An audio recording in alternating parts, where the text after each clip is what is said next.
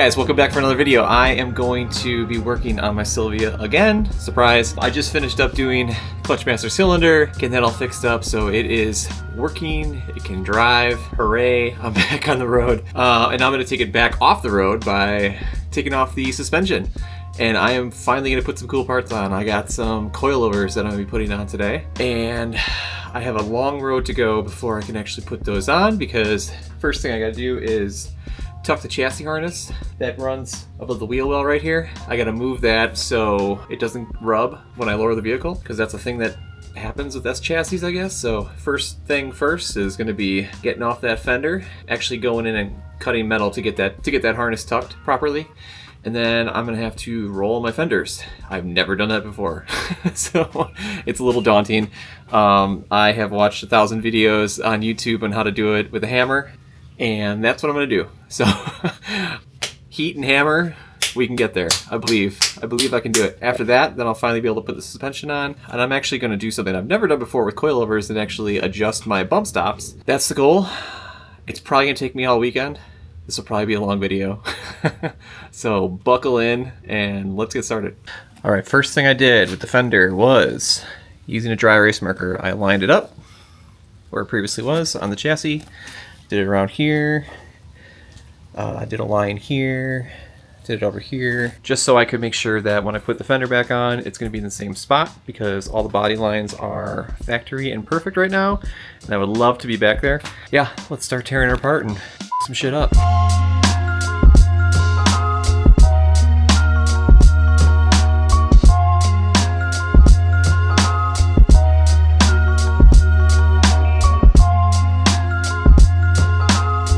Alright, so I got the fender off. Here is the harness, right here. This one that you gotta move. Everyone who has a lowered S chassis must remove this cable. Not remove it, I'm sorry, relocate. So you move it up here, and things don't rub, because what happens is your tire will literally hit like this section right in here. So what you gotta do is make a cut, and it's pretty much right in this section. This is just what I saw Mr. Jimmy Oaks do. He works on a lot of S chassis, so I'm gonna do what he's doing. I'm not too happy with the rust I'm finding in here.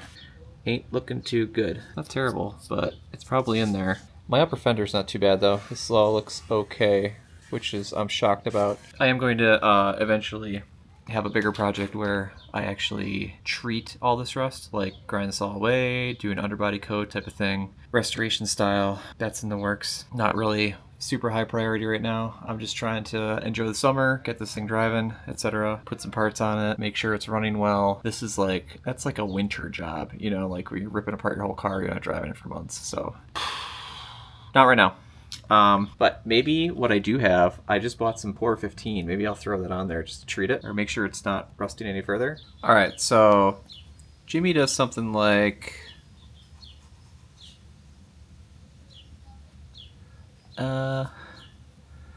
that, like just past that lip. Oops, just past that lip, and then over like that. That's what it looked like he did in this video. So I'm gonna give that a try. Well, super cool. I didn't record that whole thing of cutting the thing off. So what I used to cut it off was my oscillating tool that I have with a metal cutting bit, and it worked out quite well. This is like a Dremel oscillating tool. If you've never had one of those or used one, they are amazing. I recommend getting one.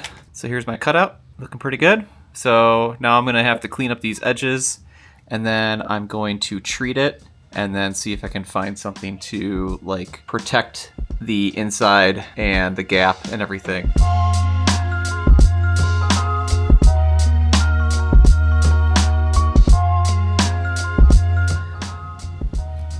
Sort of started going to town after I started using the Por 15, just to kind of seal what I saw. Plenty up in here where the bare metal was that I cut. I think what I'm gonna do is go to AutoZone and grab some seam sealer, inject into there, and just make sure that it's protected. What people usually do is they stick a little bit of vacuum hose on the edges, just so that the harness doesn't like scrape. Otherwise we're good, we should be able to tuck it up.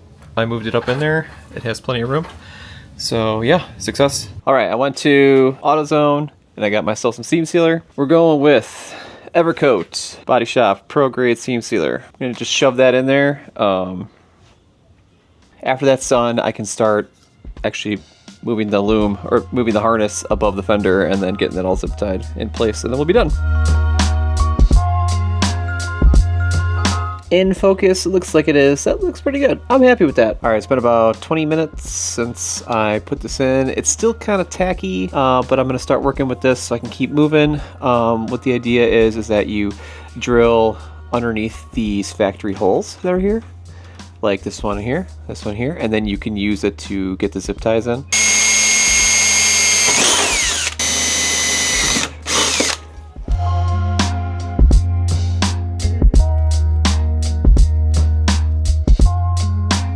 So I did end up trying to utilize this harness that's in here with the clip, so I just drilled another hole down near the seam where the spot welds are to clip it in there. But overall, looking good.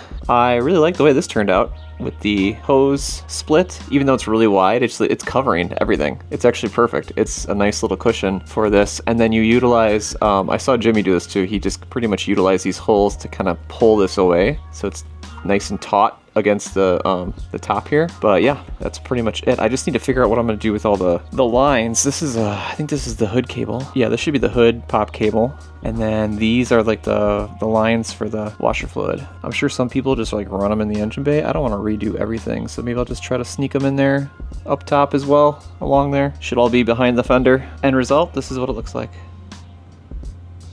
Tucked over, pushed in. If this is what most S chassis people do, but I don't like this run. It sucks. It's short. It goes in through the factory route, but it's really like just taut right here. Not like it's pulling at all, but it's just like straight, like there's no slack. So if there's any S chassis guys watching my shit, please tell me if there's a better way to run that. I'm not gonna do it right now, but maybe in the future when I pull this thing apart for no reason at all, which will probably happen at some point.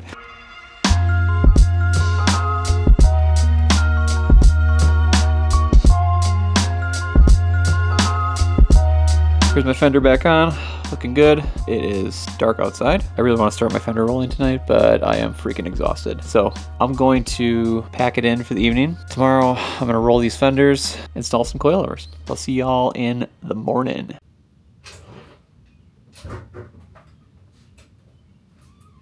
Good morning. I am fully refreshed. I washed my clothes, don't worry. And it is morning. It's gonna be another 90-degree day. I love in the Midwest, we go from 2 weeks of like 70s straight to 90. In summer, it sucks. I've been going back and forth all morning about what my plan of attack is. I think I'm still gonna focus on just rolling fenders and getting that done and out of the way. From everything I read about the wheels I got, like size, offset, everything, I'm gonna have to roll the fenders no matter what. The plan of attack is going to be using a heat gun and a mallet to slowly tap those things in. I've watched a bunch of videos about it and I'm optimistic that I can do this. I've never done it before, but the directions are pretty simple. You heat up the paint, you get it to about between 130 to 150 degrees Fahrenheit. I have a little infrared heat gun reader or temperature reader, so I can actually tell where I'm at with the paint. Then I can get a good idea of like what the temp is of the metal, and then you pretty much just take a hammer and put your hand on the other side and slowly start tapping. I'm gonna go very slow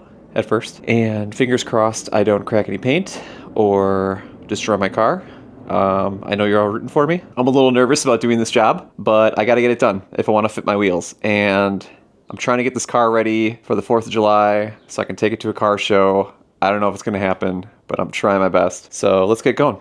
What I'm also gonna do in anticipation of replacing my suspension is throw a little PV blaster on my on my suspension bolts, just in case it is seized up. I want to make sure I can get those off right away. It doesn't look like in bad condition at all, honestly, but you never know.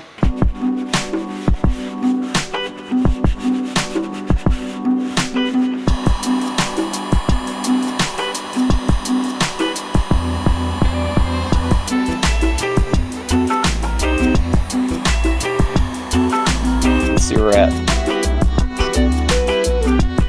135.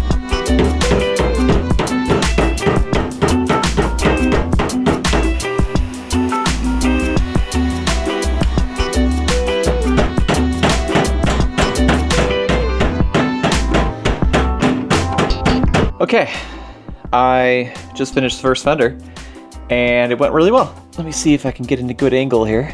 So this part is a little tough because it's like the corner. But your wheel isn't gonna hit that. So I kind of tapered it out, but then the rest of it, it looks, let me go up. Yeah.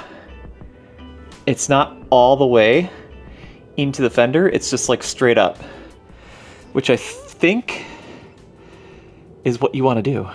This is the side, obviously, and then it bends in, and it goes up.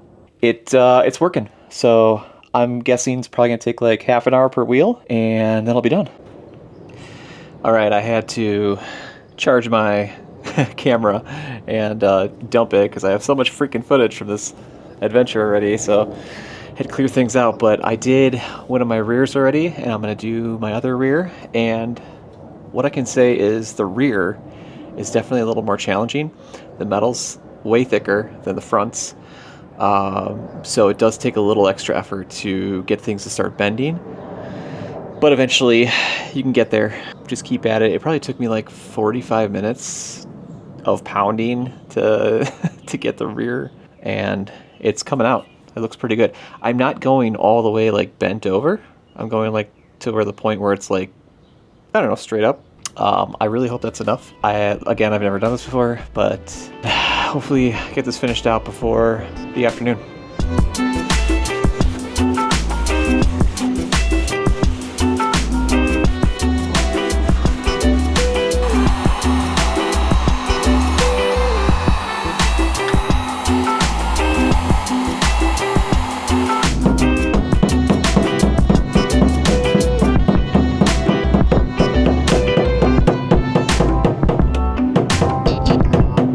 All right, what are we at? 4 hours later? But hey, I finished up. Honestly, I'm pretty impressed with the way it came out. You know, I've heard people say like, if you don't use a fender roller, your fenders will look like bacon, like wavy. And I guess, yeah, a little bit. Not really though. I mean, honestly, it looks pretty good in there. I mean, I took my time. Here's kind of the start of it right here. And then here's the front. This is one of the fronts.